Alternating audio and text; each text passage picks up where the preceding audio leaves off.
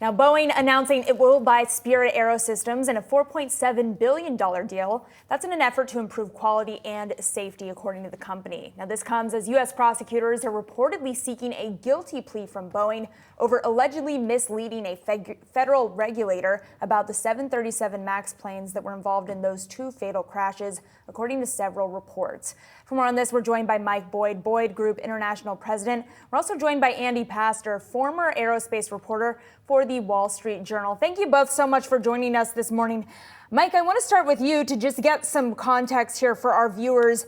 What do we know about this agreement from Boeing to buy the fuselage maker Spirit Aerosystems here? And what do we know about the potential impact that could have on Boeing in the stock price? Well, I think it's a diversion. Number one, Boeing's having a hard enough time handling their own production. Buying back Spirit isn't a guarantee of nothing other than Boeing be managing it. There has to be more than that. Again, to charge Boeing with criminal malfeasance by the government is sort of like a fire alarm company suing a building for having had a fire. We're in a situation here where Spirit is Spirit, and there's no guarantee that Boeing will be able to manage it any better than they can manage their own operations. Andy, I want to get your read in on the situation. I mean, especially as we're and have been tracking Spirit Aerosystems with direct correlation to this acquisition and what we were anticipating from Boeing and Airbus as well, which also announced that they were purchasing the division of Spirit, at least that has a little bit more manufacturing for its own aircraft. So I think the important thing to keep in mind is, first of all, this is a reversion to some policies that Boeing had many years ago, where all of this work would have been kept in-house. So they basically reversed course in that way. But I'd like to talk a little bit about this potential criminal plea agreement. Mm-hmm. It's really a slap on the wrist for Boeing. It's a minuscule fine of about $250 million, which of course is almost a pittance for a company that has spent billions and billions trying to make changes and recoup from the two crashes.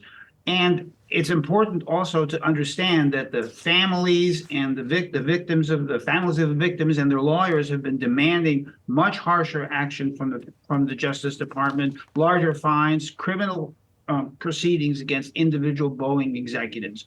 The reason that isn't happening, and this hasn't been talked about very much, the reason that isn't happening is because in the chaotic days of the end of the Trump administration, the agreement that Boeing signed with the Justice Department in 2021 essentially poisoned the well for any strong, forceful action by the Justice Department in a very clear break from Justice Department practices over the years. The Justice Department said it found no evidence specifically that senior executives were involved in any of the potential fraud related to the MAX design. The Justice Department almost never does that. They simply don't charge individuals. They don't explicitly say that there's no evidence against anyone because someone walks in with a box of documents the day after. Of course, the whole question becomes much different. So I think that this is a slap on the wrist. It's almost a symbolic punishment. Boeing has been immune to such symbolic punishments over the years.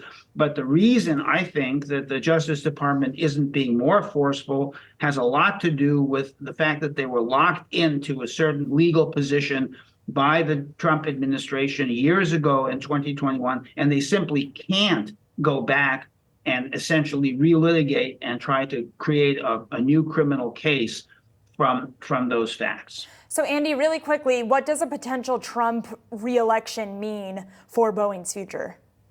I don't think it has any effect at all. This agreement, if it comes to pass, will be a done deal in a matter of days or maybe a week or two. It'll have to be approved by a judge. The families of the victims will complain vociferously, but by the middle of the summer, late in the summer, this will be a moot point. The Trump administration won't be able to legally intervene and try to change any of these issues. The Trump administration, if there is one, will be able to make major decisions about regulating the company, about overseeing its production, about what happens on the production line and so on. But in terms of this legal settlement relating to the previous crashes, I don't think that the Trump administration will be involved whatsoever. Mike, what do you need to see from Boeing in order to believe that there's been a significant cultural shift internally at the company? Well, I think after this deal comes down, probably Calhoun will see the front door. He should have been kicked out the door before. I mean, he is responsible for this. Hopefully, we will see a new improvement at the FAA. They're responsible for the oversight, and they failed before the MAX. Now they failed since the MAX. But I think the big thing is there'll be a symbolic, basically kicking him through the goalposts of Boeing and getting rid of Calhoun. Who they replace him with, I don't know. But Boeing can't sit any longer like this, acting like they're doing things when they're not. Going forward, I think Boeing will have to have a totally different management, and I do think this legal activity will probably force the rubber stamp board to do something. I want to stay with you here, Mike. Obviously, there's been a lot of discussion about any potential new CEO to come in at Boeing. Is there a name that you have not heard discussed that you think potentially has a chance of getting that seat or would be open to it, given so much volatility that executive would be inheriting? It's a very tight, what they should hire is somebody who's very tight, who knows some engineering, knows some of it, but also knows how to rebuild a company. I mean, the problem with Boeing is they inherited people from McDonnell Douglas who didn't know anything. They inherited a whole bunch of people from GE, which were really good at tearing companies down rather than building them. So I think it's going to be a very hard thing to find somebody.